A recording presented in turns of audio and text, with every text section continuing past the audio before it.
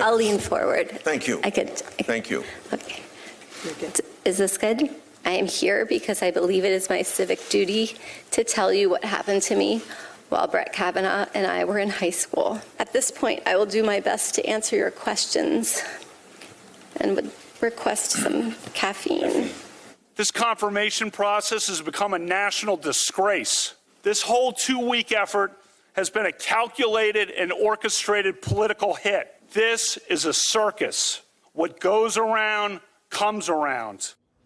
We got a stark lesson last week on how gender roles and stereotypes play out in the country in a very high-profile situation. While Christine Blasey Ford tried to be accommodating, laying out the painstaking details of her alleged sexual assault before an all-male Republican panel, Judge Kavanaugh was angry, confrontational, and openly defiant.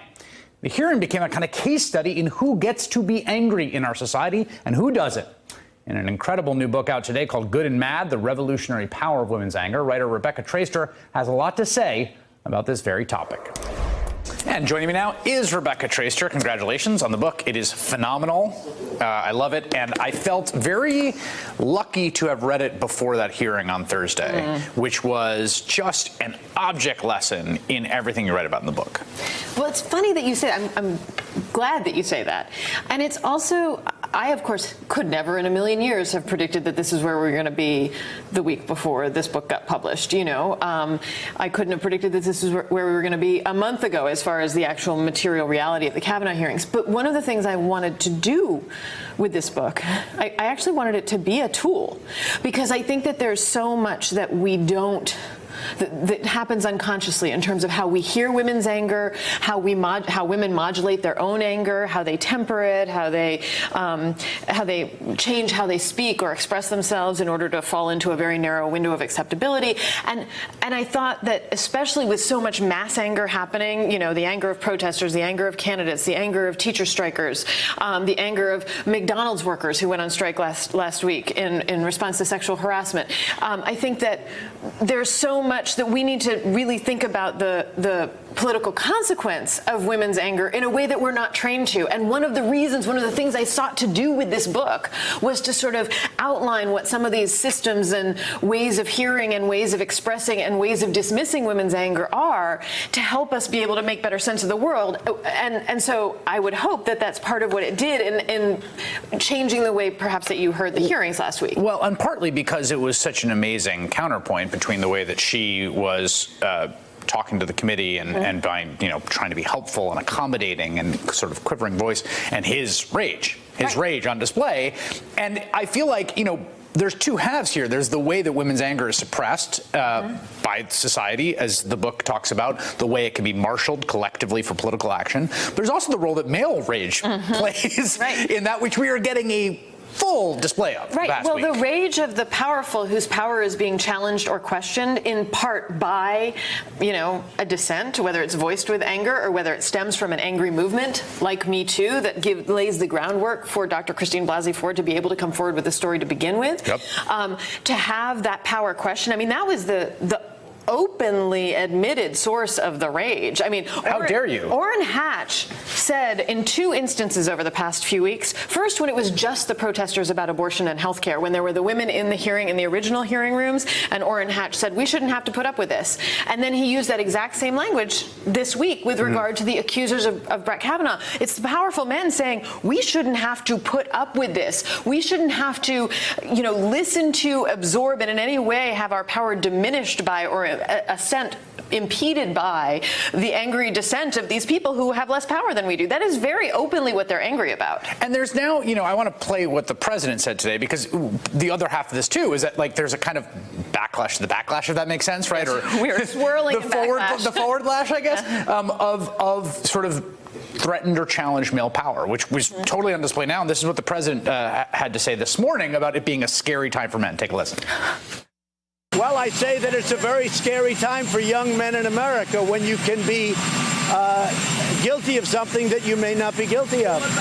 This is a very difficult time.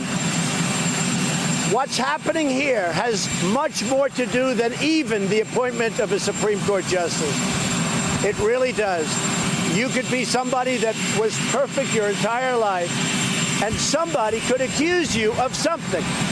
Doesn't necessarily have to be a woman, as everybody's saying, but somebody could accuse you of something and you're automatically guilty. But in this realm, you are truly guilty until proven innocent. That's one of the very, very bad things that's taking place right now. Ms. Tracer, your response. He's saying the quiet part loud. Yeah, he did not leave any subtext meat on the bone for you after that statement. There we go. I think President Trump has really summed it up. The fear. Blurb on the book.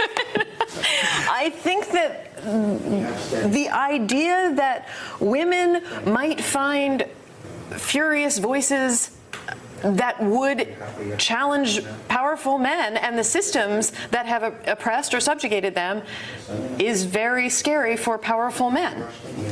He said it. That's what he's saying. But they think, what's interesting to me too, is they think there's political upside. Powerful men is a subcategory of men, and there's a certain way in which the patriarchy gives all men a kind of power. Right. They think that's a politically winning argument. That's not just the way he feels, which it is. But they think that's a politically winning argument more broadly. But it has, depending on how you view, for example, the 2016 election, there is a very valid argument that it is a politically winning argument. I mean, this is Make America Great Again is a version of what he just said, right? The callbacks to the good old days. I mean, if you've watched, the clips of him talking about protesters being taken out and beaten, the idea that any kind of angry protest could be quashed with actual violence and, And now we can't do that anymore. And now we're not allowed to do that anymore. It's a very scary time for men. We're not allowed to just do what we want to do and quash the complainants and have them go away and proceed with our power. This is very scary for us. This is the message, and it is being sent beyond the realms of the most powerful. It's being sent to men. It's being sent to white Americans, and this is and conservative women. We should say by the millions. The 53% of white women who voted for Donald Trump and who are very much at stake in some of this, right? Like push pull. Which side are you going to be on? This is Donald Trump's political career is rooted in birtherism, which is in itself a sort of we have to delegitimize the president who came and took away a piece of power that had previously been reserved for white men. I mean, this is the roots of this and his compelling narrative for the nation. And it's, right now it's sort of circling on gender. He said it's not just women. No, it's not just women. Right. That's right. It's anybody who hasn't previously had a claim on the kinds of political, economic, public power that powerful white men have within a white capitalist patriarchy. All those worthless schlubs who didn't get $400 million from dad. Rebecca Tracer, what a great pleasure to have you here. The book, again, there are lots of books I will recommend. This is at the top of the list right now. It's called Good and Mad. It's out today.